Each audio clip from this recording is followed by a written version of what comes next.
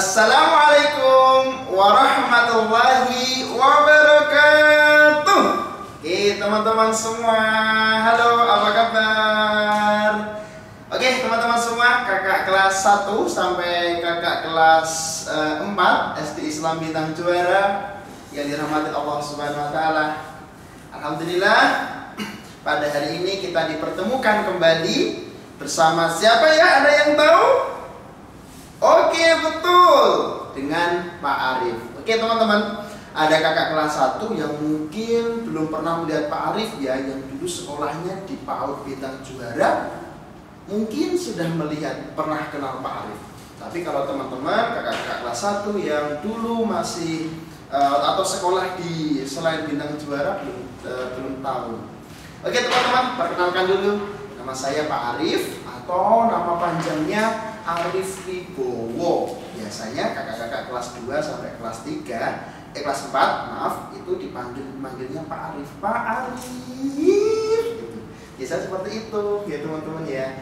Oke teman-teman semua yang dirahmati Allah, nanti kakak kelas 1 akan bertemu dengan Pak Arif. Pak Arif nanti kita akan belajar tentang pendidikan agama Islam dan budi pekerti. Nanti kita akan belajar bersama Pak Arif. Oke ya teman-teman ya, nanti kita akan tadabbur Al-Quran, terus kemudian mengkaji hadis dan kisah-kisah dari sirah-sirah Nabi Muhammad dan kisah dari Nabi maupun sahabat-sahabat utama. Oke teman-teman semua, kita bersyukur kepada Allah Subhanahu wa Ta'ala karena pada kesempatan hari ini kita sudah diberi banyak kenikmatan oleh Allah sehingga kita bisa bertemu lewat video. Ya teman-teman, nggak apa-apa. Semoga tidak mengurangi keberkahan apa yang telah kita lakukan. Mari kita bersyukur kepada Allah dengan mengucap Alhamdulillahirabbil alamin serta senantiasa menjalankan apa yang diperintahkan oleh Allah dan menjauhi apa yang dilarang oleh Allah Subhanahu wa Ta'ala. Oke teman-teman, yang kedua kalinya salawat dan salam semoga tetap tercurah kepada Nabi Muhammad Sallallahu Alaihi Wasallam, suri tauladan kita yang kita tiru perilakunya dalam kehidupan sehari-hari. Oke teman-teman semua, oke ya, ini masih dalam rangka masa orientasi siswa. Di sini bertemu dengan Pak Arif. Kira-kira ada yang tahu Pak Arif mau apa? Oh, ada yang bilang mau sulap. Oh boleh ya, mau sulap. Mau apa lagi? Bagus, ada yang mau berkisah. Apa lagi? Wah, ada yang mau murojaah, ada apa bilang apa lagi? Ada yang bilang mau adzan. Oke teman-teman ya, semuanya insya Allah Pak Arif bisa. Teman-teman di rumah juga bisa. Ya kakak-kakak kelas 1 sampai kelas 4 pasti bisa semuanya. Ya adzan dan hal yang lain. Oke teman-teman semua, Pak Arif di sini mau berkisah tentang kisahnya Nabi Muhammad SAW bersama Abu Bakar As-Siddiq. Persahabatan mereka, persahabatan Nabi Muhammad dan Abu Bakar As-Siddiq. Teman-teman, ada yang tahu Nabi Muhammad itu adalah Nabi yang mendapatkan satu kitab yang diturunkan oleh Allah kepadanya. Ada yang tahu nama kitab yang diberikan oleh Nabi Muhammad? Siapa? Apa namanya? Bagus. Oke ya, tepat sekali. Al-Quran. Al-Quran adalah kitab yang diturunkan kepada Nabi Muhammad SAW. Ya, yang isinya adalah petunjuk. Ya, petunjuk. Petunjuk bagi manusia, umat manusia. Ketika manusia itu mengikuti isi yang terdapat dalam Al-Quran, niscaya dalam kehidupan di dunia dia akan selamat sampai nanti ketika kita di akhirat kelak, ketika sudah meninggal dunia. Oke teman-teman ya, karena apa? Kita hidup tidak hanya di dunia tapi di akhirat juga, nanti akan hidup di akhirat ketika sudah meninggal dunia. Dan di akhirat adalah tempat di mana amal apapun yang kita lakukan di dunia dimintai bertanggung jawaban. Pastikan teman-teman ketika berada di dunia untuk selalu menggunakan anggota tubuhnya untuk hal-hal yang baik-baik saja. Ya teman-teman ya, untuk yang baik-baik saja. Gunakan mata untuk melihat hal-hal yang baik-baik saja. Gunakan kedua telinga. Telinganya mana? Silakan dipegang telinganya. Nah, berapa telinganya teman-teman? Oke, ada dua telinga ini pastikan digunakan untuk mendengar hal yang baik-baik saja. Kedua matanya, coba dipegang kedua matanya. Nah, mata fungsinya buat apa? Untuk melihat. Pastikan digunakan untuk melihat hal-hal yang baik-baik saja. Ada lagi, ini coba tunjukkan di mana mulutnya. Silakan dipegang. Mulutnya itu, bibirnya dipegang. Fungsinya buat apa? Ya, bisa buat makan, bisa buat minum, dan berbicara. Ketika makan, pastikan memakan makanan yang halal, yang thayyib. Ya, kemudian ketika berbicara menggunakan mulut, pastikan teman-teman semua berbicara yang baik-baik saja. Itu akhlak Nabi Muhammad SAW. Kita juga mempunyai kedua tangan. Coba teman-teman, silakan dua tangannya diangkat, sambil digerak-gerakan. Nah, banyak fungsinya kedua tangan ini. Bisa untuk memegang, bisa untuk menulis, untuk hal-hal yang lain, bisa untuk tepuk tangan, bisa untuk berdoa, untuk sholat, banyak fungsinya. Pastikan teman-teman menggunakan kedua tangan ini untuk menyentuh atau memegang atau melakukan sesuatu yang baik-baik saja. Begitu pula dengan kedua kaki. Ya, coba teman-teman silakan boleh berdiri. Oke, coba kakinya digerakkan. Boleh jalan kaki boleh maju mundur, boleh atau jalan di tempat. Coba teman-teman. Oke, enak kan ketika bisa menggerakkan kedua kaki kita? Masya Allah, itu nikmat Allah yang sangat luar biasa sekali kepada kita. Maka kita harus gunakan kedua kaki ini untuk melangkah ke tempat-tempat yang diridhoi oleh Allah. Sekolah, ke masjid, ya, bersilaturahim bersama teman misalkan, seperti itu teman-teman, atau keluarga yang lain. Masya Allah, itu akhlak Nabi Muhammad SAW. Oke ya teman-teman ya, kita let's go. Kita akan mendengarkan kisah. Mungkin ada beberapa teman yang kelas 1 sampai kelas 4 yang pernah mendengar kisah ini, ya. Tapi tidak apa-apa. Pak Arif nanti kita akan memperjelas lagi ya. Yang mungkin ada yang sudah pernah Pak, tapi saya lupa-lupa. Oh, supaya nanti biar ingat ya teman-teman ya. Oke, monitor teman-teman ya. Pak Arif gunakan gambar. Oke.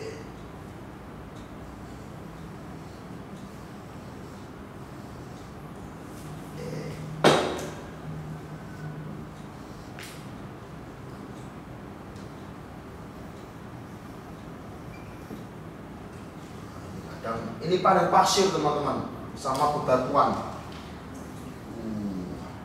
Ini ceritanya pura-puranya di tanah Arab, ya, di tanah Arab. Oke, teman-teman semua yang dirahmati Allah, ketika kita berbicara padang pasir, kira-kira teman-teman apa yang berada di dalam pikirannya teman-teman ketika Pak Arif bicara tentang padang pasir? Luas Pak, luas sekali. Ya, selain luas, apa? Biasanya kalau siang hari adalah apa? Teman-teman, panas. Kalau malam hari biasanya apa teman-teman? Dingin. Iya, itulah suasana padang pasir. Ya. Pada zaman Rasulullah SAW belum ada banyak bangunan yang ada di tanah Arab. Sehingga apa? Ketika malam hari sangat luar biasa sekali, kita nggak bisa membayangkan begitu dinginnya, dan ketika siang hari begitu panasnya. Masya Allah teman-teman. Tapi Rasulullah bisa mendidik sahabat-sahabat terbaiknya. Ya, ada Khulafaur Rasyidin. Di antaranya adalah yang pertama, sahabat utama, yaitu Abu Bakar As-Siddiq, ya, Khalifah Abu Bakar As-Siddiq. Kemudian yang kedua, ya, Khalifah Umar bin Khattab. Kemudian yang ketiga, Bagus. Khalifah Utsman bin Affan. Kemudian yang keempat, siapa coba? Iya, Ali bin Abi Thalib karamallahu wajhah. Ya teman-teman ya, Ali bin Abi Thalib. Ada sahabat utama Nabi Muhammad SAW yang nanti kita akan bercerita tentang kisah Nabi Muhammad bersama Abu Bakar As-Siddiq. Karena kita keterbatasan waktu ya, apa-apa teman-teman ya. Kita sedikit sharing ya. Teman-teman boleh, oh ya aku pernah ingat. Nah, seperti itu teman-teman ya. Oke teman-teman, mari menggambarkan padang pasir yang tadi kalau siang hari teriknya sangat luar biasa sekali, panas. Biasanya anginnya kencang. Kalau suara angin gimana teman-teman? Ada suaranya gak angin itu?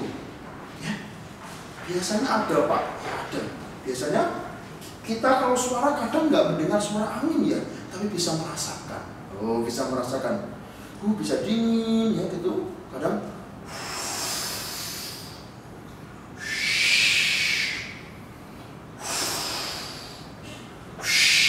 teman-teman, kalau pohon ya, kena angin ke kanan, dia akan ke kanan. Kalau ke kiri, nah seperti itu teman-teman. Angin bertiup kencang di padang pasir dan kadang pasirnya yang ada di sini itu ikut terbang. Oke teman-teman, kita mulai kisah ini bermula dari pengepungan rumah Nabi Muhammad SAW.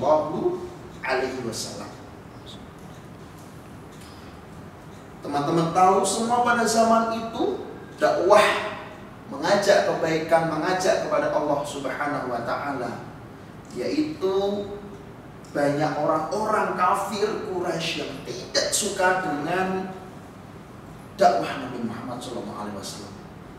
Mereka menentang, ya. Mereka menentang, mereka mencaci maki.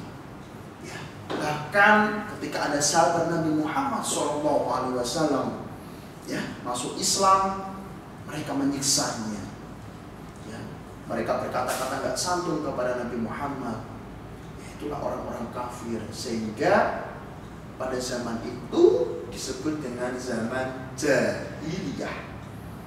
Orang-orang kafir Quraisy menyembah patung. Wow. Ya, menyembah patung teman-teman, menyembah patung. Mereka disembah patung itu, padahal patung tidak memberi manfaat bagi kita. Mereka disembah.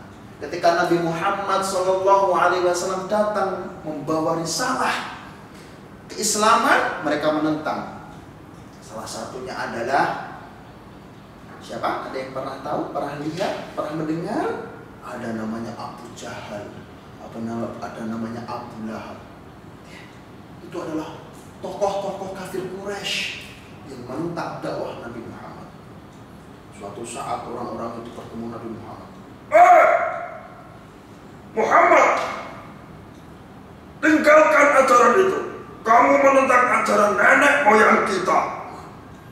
Ajarannya yang dibawa Nabi Muhammad dianggap menentang dengan ajaran nenek moyangnya, yaitu menyembah patung berhala.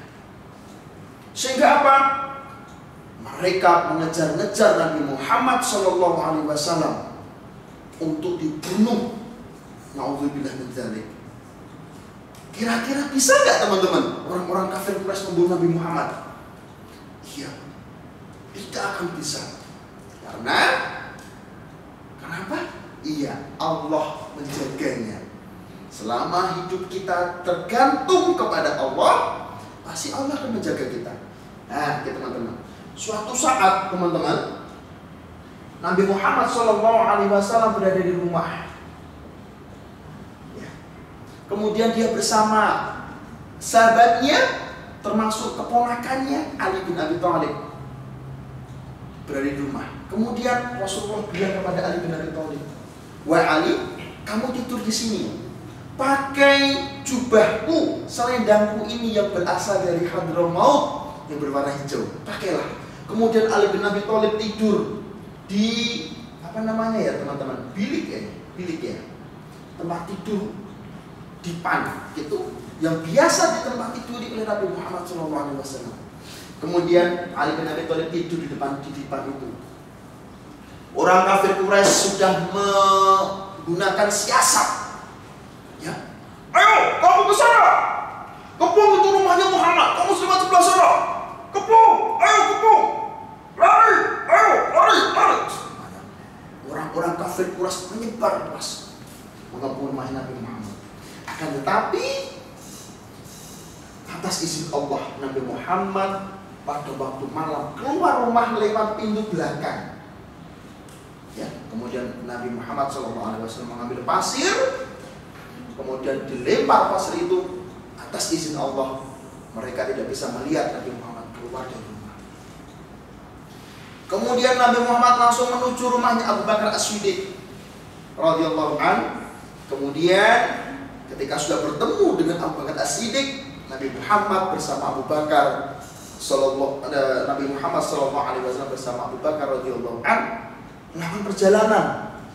Ya, biasanya kalau dari Mekah ke Madinah itu ke arah utara, dan Nabi Muhammad ini lewat ke arah selatan. Supaya apa? Tahu nanti kalau orang-orang kafir Quraisy, oh ini Muhammad kalau nggak ada di sini pasti arahnya ke utara, ke arah Madinah. Nabi Muhammad lewatnya ke selatan supaya jejaknya tidak terlihat. Masya Allah.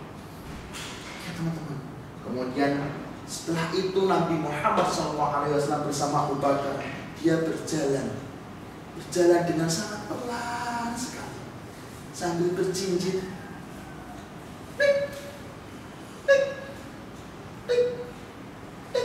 Kalau jalannya berjinjit sehingga jejak kakinya nggak terlihat, Nabi berjinjit sama Abu Bakar. Perjalanan sampailah di sebuah gua di Gunung Sur atau Thaur, Gunung Sur atau Gunung Thaur, di sebuah gua ini. Ketika sampai mulut gua, Abu Bakar As-Siddiq bilang, "Wahai Nabi, tunggu di sini, biar saya yang ngecek di dalam gua itu." "Iya Abu Bakar, silakan." Kemudian Abu Bakar masuk ke dalam gua. Abu Bakar dilihat semua apakah ada lubang. Kalau ada lubang, bajunya disobek. Kemudian dibuat tutup lubang itu. Semua dilihat, pastikan lubangnya tertutup semua. Oke, kemudian Abu Bakar As-Siddiq memanggil Nabi Muhammad. "Wahai Nabi Muhammad, silakan masuk." Nabi Muhammad masuk.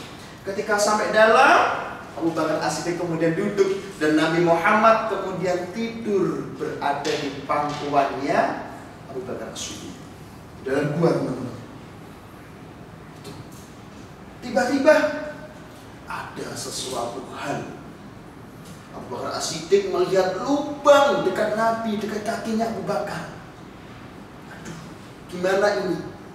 Abu Bakar bingung. Kalau saya nanti membuka tidak menutup lubang itu, jangan-jangan nanti ada hewan yang keluar dari lubang itu menggigit Rasulullah. Akan tetapi kalau saya gerak nanti Rasulullah akan terbangun. Masya Allah. Kisah persahabatan dua ini sangat luar biasa sekali, sehingga lubang yang dekat kakinya Abu Bakar tadi ditutup dengan kakinya Abu Bakar. Lah, ketika udah ditutup, ada sesuatu yang keluar dari lubang itu. Kemudian menggigit kakinya Abu Bakar As-Siddiq. Abu Bakar As-Siddiq gak berani teriak. Kalau teriak nanti Nabi Muhammad yang tertidur di pangkuannya Abu Bakar akan terbangun. Dia tahan itu, ditahan. Sampai akhirnya Abu Bakar As-Siddiq menangis dan keluar keringat dan menetes di kening mulia baginda Nabi Muhammad SAW. Sehingga Nabi Muhammad terbangun, kaget melihat Abu Bakar menangis. "Kenapa hai Abu Bakar kamu menangis?" Karena Rasulullah ada sesuatu yang menggigit kakiku Rasulullah. Masya Allah. Ketika itu kakinya Abu Bakar As-Siddiq didoakan sambil diusap oleh Nabi Muhammad SAW kakinya, sehingga bisa sembuh atas izin Allah Subhanahu wa Ta'ala. Semuanya kalau kita tergantung kepada Allah, kita gantungkan kepada Allah, dimanapun kita berada, dalam keadaan apapun kita akan dibantu oleh Allah Subhanahu wa Ta'ala. Oke, teman-teman semua, ya. Ini salah satu sifat Abu Bakar As-Siddiq. Sangat luar biasa sekali terhadap perjuangan dakwah Nabi Muhammad SAW, di mana pada waktu itu tidak ada sahabat yang mau menerima dakwah Nabi Muhammad. Maaf, para orang-orang Makkah, maaf ya, orang-orang Makkah itu tidak mau menerima dakwah Nabi Muhammad, tapi ada seseorang yang sangat luar biasa sekali, Abu Bakar As-Siddiq, yang membenarkan dakwah Nabi Muhammad, yang membenarkan peristiwa Isra Mi'raj Nabi Muhammad yang dilakukan dalam semalam. Itulah Abu Bakar As-Siddiq. Oke teman-teman ya, ketika berada dalam gua, Nabi Muhammad berada dalam gua ini selama 3 hari 3 malam. Ya, Pak, makannya gimana? Ya, Nabi Muhammad kalau makan diantar oleh anaknya Abu Bakar. Ya, diantar oleh anaknya Abu Bakar. Nanti ketika dia pura-pura sambil mengembala kambing, kemudian nanti dia memasukkan makanan dalam gua ini, kemudian dia kembali lagi seperti itu. Ya teman-teman ya, lah, ketika Nabi Muhammad masih berada dalam gua, ada beberapa orang kafir Quraisy yang mendekati gua ini. Tahu nggak kira-kira teman-teman? Lagi-lagi setiap ada keadaan apapun, Nabi Muhammad selalu ditolong oleh Allah. Mengapa? Karena Nabi Muhammad menggantungkan hidupnya hanya kepada Allah. Hanya kepada Allah. Bersama Abu Bakar juga sama. Di Allah menolong. Ya teman-teman, ya pasti kita gantungkan hidup kita, ya kan? Kita mengharap hanya kepada Allah Subhanahu wa Ta'ala. Insya Allah dalam keadaan apapun kita akan ditolong olehnya. Ya teman-teman ya, ketika berada dalam gua ini ada orang kafir. Kemudian Abu Bakar dalam bilang, wahai Nabi, gimana itu? Di depan itu ada orang kafir. Wahai Abu Bakar, kamu tenang. Allah tempat kita memintai pertolongan. Ya. Atas izin Allah, orang kafir itu tidak ada yang nengok ke bawah, padahal di bawah itu ada jejak. Tapi atas izin Allah, orang kafir itu semua pada nengok ke atas, sehingga tidak melihat.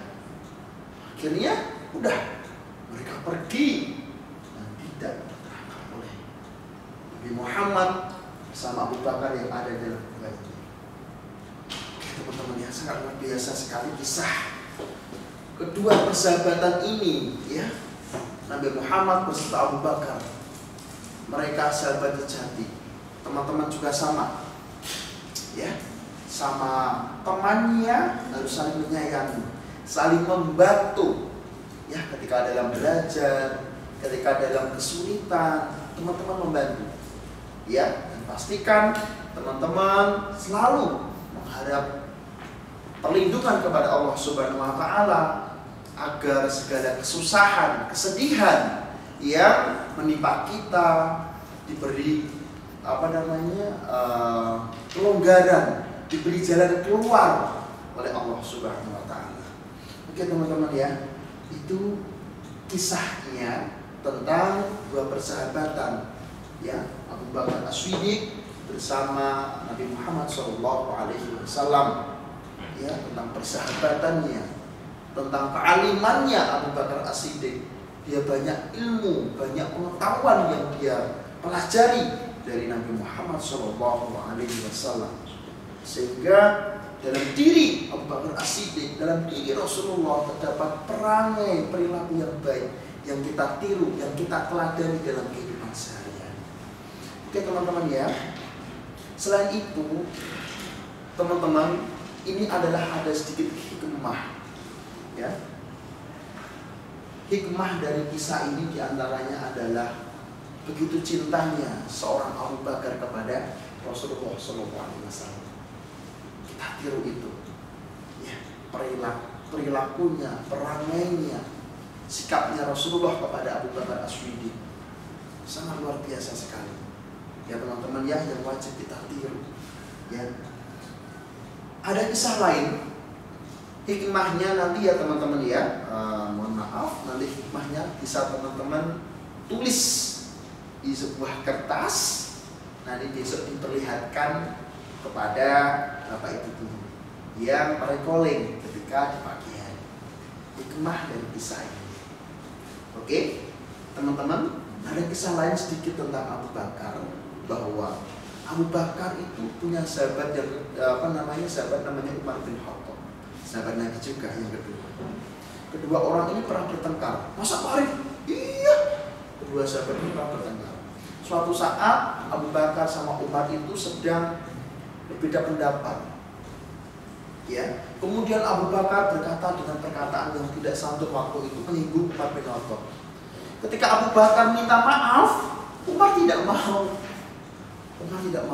Akhirnya Abu Bakar pergi sambil mengangkat selendangnya, sehingga betisnya Abu Bakar kelihatan. Menemui Rasulullah bersama para sahabatnya. Wahai Rasulullah SAW, gimana ini? Saya tadi berkata tidak baik, tidak santun kepada Umar bin Khattab, sehingga dia merasa sakit hati. Dan ketika saya tidak minta maaf, dia tidak mau. Dia merasa menyesal. Ya, kemudian Rasulullah SAW, Allah mengampunimu, Allah mengampunimu, Allah mengampunimu. Allah mengampunimu. Rasulullah yang seperti itu 3 kali kepada Abu Bakar. Kemudian akhirnya Umar bin Khattab yang tadi dimintai maaf oleh Abu Bakar juga sama. Aduh, mengapa tadi saya kok udah mau yang dimintai maaf? Kemudian Umar bin Khattab pergi ke rumahnya Abu Bakar As-Siddiq. Bersahabat juga ini. Ternyata di rumahnya tidak ada. Kemudian Umar bin Khattab datang lagi ke rumahnya Rasulullah. Wahai Rasulullah SAW, saya menyesal tidak memaafkan kesalahannya Abu Bakar As-Siddiq. Ya, tidak memaafkan kesalahannya Abu Bakar As-Siddiq. Aku menyesal ya Rasulullah. Oke, Masya Allah ya teman-teman ya, semua keduanya pada menyesal ya ketika merasa dirinya menzalimi temannya, membuat tidak nyaman temannya. Masya Allah, begitu kecintaannya kepada sahabatnya sampai rela seperti itu teman-teman semua ya. Teman-teman saling menyayangi, teman-teman harus saling mengasihi kepada keluarga, kepada teman-teman semua yang ada di rumah maupun di sekolah ya. Saling membantu, saling memberi semangat dalam belajar, ya, saling membantu dalam belajar. Pastikan kita harus fastabiqul khairat, berlomba-lomba dalam kebaikan. Kita diamanahkan dalam Al-Quran. Kita diperintah untuk berlomba-lomba dalam kebaikan. Semoga Allah memberikan kita kesehatan. Sedikit dari Pak Arif, teman-teman, hikmahnya boleh dicatat ya, teman-teman ya, ditulis. Hikmahnya apa sih, manfaatnya dari kisah tadi itu tentang mengajarkan kita tentang apa? Manfaatnya tadi tentang apa yang harus kita lakukan tadi ketika mendengar kisah seperti ini. Ya teman-teman ya, teman-teman boleh menulisnya. Boleh 1, boleh 2, boleh 3, boleh 4. Ya teman-teman ya, boleh banyak 1 lembar boleh. Ya nanti besok ditunjukkan kepada Bapak Ibu guru ketika recalling di pagi hari. Oke teman-teman, terima kasih. Itu dari Pak Arif. Mohon maaf dari batin kalau ada perkataan maupun kesalahan dalam bertutur kata. Ya, mari akhiri dengan billahi taufik wal hidayah. Assalamualaikum warahmatullahi wabarakatuh.